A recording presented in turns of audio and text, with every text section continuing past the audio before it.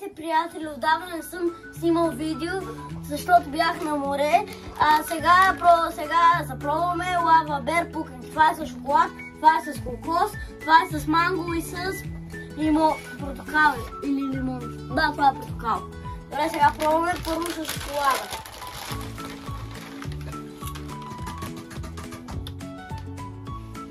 Добре, оценявам, че има вкус наистина на шоколад. Вкусът е добър. Дава ми 10.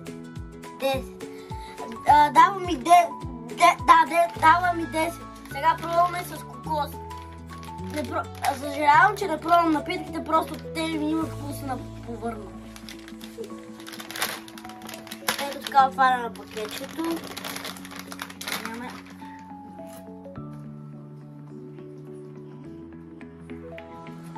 В началото има вкус на истински пуканки, ама после наистина има вкус на кокос.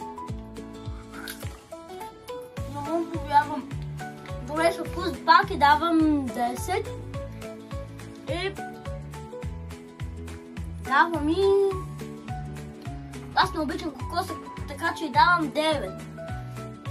И сега пробваме с портокал и с манго. Ето, ако виждате, тук има една чертичка, просто дърпате и то се отваря всички пустички.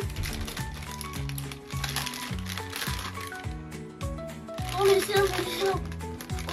наистина мирише на манго. И са отцветени, това е хубаво. Тази комбинация наистина вече е много добра. Така че оценката горе-долу, портокала и мангото се усещат.